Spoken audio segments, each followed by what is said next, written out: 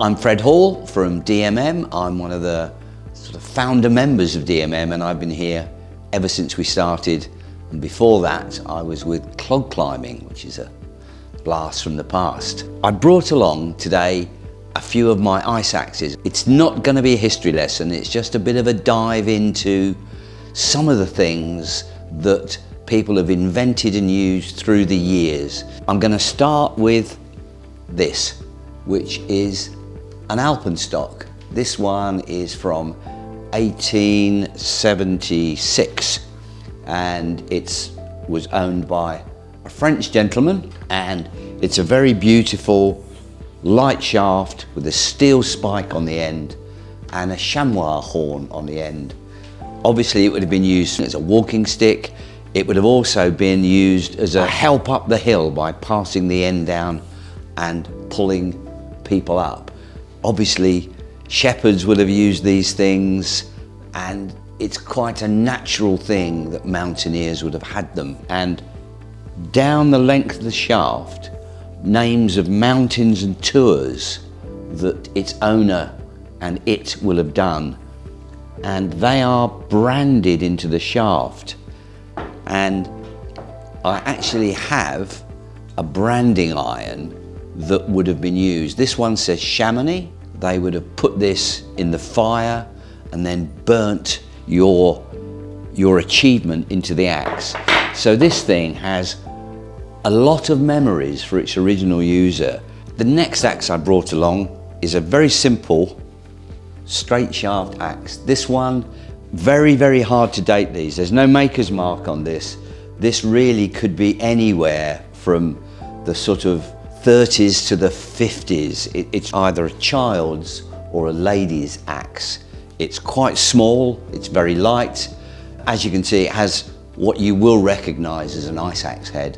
This one's very straight, it has a few teeth in it and two sides that come down that are riveted across. But it's moved on from a simple stick. Now you can cut steps with it, you can put it into snow and ice. Its general purpose is still a walking tool. People would have gone to blacksmiths and had axes custom built for them. They would have gone and asked for a certain length, a certain weight, and shapes that they liked themselves. And that happened Germany, Austria, Switzerland, and in the UK. There are some very beautiful old axes made in the UK. The next axes I brought along were real game changers. These were pterodactyls made by a guy called Trevor Peck, but designed by Hamish McInnes. And these axes moved people from climbing slopes to climbing vertical ice and even overhanging ice. They're very, very steep. You can hook them.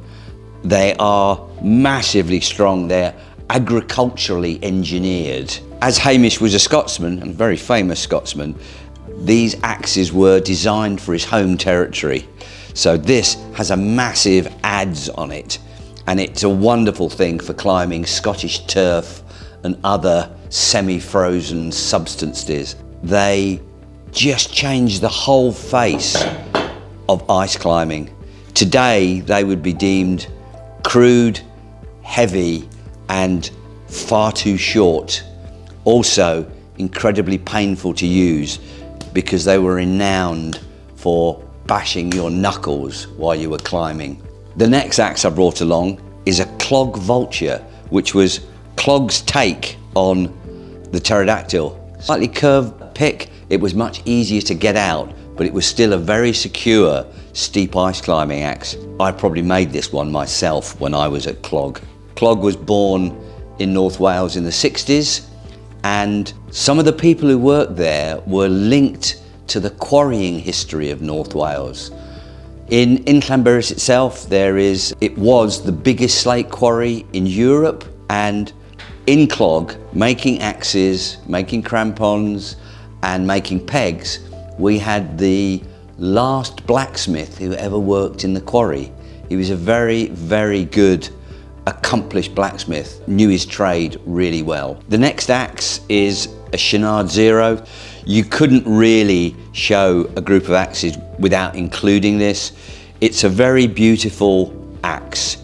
Today it would be deemed as massively heavy, slightly inefficient, but in its day it was a very, very nice axe to use. It has a laminated bamboo shaft, metal spike, head, adze and hammer. The shaft was a step up from the original ash handles that were on most other ice axes. This was very strong, particularly in bending. It was an innovative use of the material. They did come in various lengths. This is the classic 50 centimetre. They were loved by many, many climbers, and Yvon Chouinard climbed a lot of very hard things with a pair of these axes. This is a Snowden Mouldings Curver. It had a head that was made by Stubai and Snowden Mouldings fiberglassed shaft. So it was one of the very first axes with a fiberglass handle, which is quite shaped and very pleasant to hold. This particular one has been modified. It's been drooped. It's somebody who owned this before, took this to a blacksmith and has had that bent down and shortened. As you can see, it is a massively thick and heavy pick on it, much more suited to snow climbing than ice climbing. Snowden Mouldings started in Llanberis as a collaboration between Joe Brown, the very famous climber, and his friend Mo Antoine, and they made fiberglass shafted axes. They made helmets, very famous Joe Brown helmets, and it was run in a little tiny cottage in Llanberis. The next axes, I've got a pair here. This one is Simond Barracuda, and this is a Cassine Couloir. The Simond Chacal is a very important axe that is near to these, and what's very important about them, the banana picks. That's where these started. What it actually did, it meant you could get steep climbing axes and you could get the picks out easier. So you had less fatigue and you could still climb very, very steep things. This axe I've got here is a low alpine hummingbird. It's a bit of a Swiss Army knife of ice axes. Different blades can fit into the head, and they were used quite a lot in America with tubular ice picks. It's quite an oddity. It's built as a hammer and you can bolt on an adze, and it has a slot here for screwing in and unscrewing ice screws. Next axe I brought along is a DMM. This is a Venom, and this shows a move towards changing shafts. This is a much, much lighter axe than this, and it has a kinked end, goes some ways to alleviating the banging of your knuckles against the ice. Again, it has a banana pick form, and there is a move from this going forward that axes get lighter. So this is quite significantly lighter than this. And the trend for kinking shafts has moved in, and most manufacturers followed this. Next axe is a DMM Predator. This axe was another step change. It was the first axe that ever had a complete curve on it. It was designed by a guy called Phil Waters, who was a cartoonist and a very good ice climber. And Phil came to us with some artist sketches of what was in his brain, and we took it on to convert that into a product. Important to Phil was having an axe with obviously a banana pick. It had a groove that you could throw a rope over to belay next to the ice with. It had an anvil on the top, so you could actually beat this straight into the snow. And it had a big adze. Also, you could open a beer bottle with this, quite an important thing. The spike at the bottom has two fins, so that when you've whacked it into the ice and it sits against the ice, it gives you some stability. But this set the trend and it's still there today. Steep climbing axes, all are curved. Next axe is quite a special oddity. This was made by Charles Moser, and it was a special axe for use in the very first World Cup ice climbing championships. A standard axe that's been cut and then has a fiberglass special handle on it that you can do all sorts of different maneuvers with. You can see how axes are getting more and more specialized. The last axe I brought along in this little group, again, it's one of ours. It's a Cortex. It's an axe that we machine out of a solid piece of aluminium. So from the bottom to the top is all one piece. Idea of it is to make an axe with the absolute minimum of joints. There is a hammer or an adze that go on, but a lot of people climb with them with just a blade in.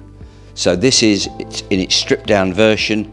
It's very strong, very light, and the fact that we've 3D machined it has allowed us to put the weight very accurately where we want it, and to produce an axe that when you use it, it feels different, it's secure, it's strong, and we think it's a beautifully balanced tool. As you can see, as I turn this axe around, there is a strong I-beam construction with a web in the middle. It's again designed to give us strength, but allow us to remove as much metal as we can to make this light and very well balanced. I hope you've enjoyed that little sort of trip through history. I find axes wonderful things. They are a tool that's gone through the whole history of mountaineering.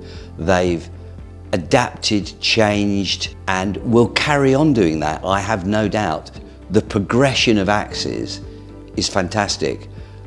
They still require manufacturers to be astute, in contact with climbers, listening to what people want, and making tools that function. If you pick up a good ice axe, it is like owning a super hand tool for a carpenter or an engineer.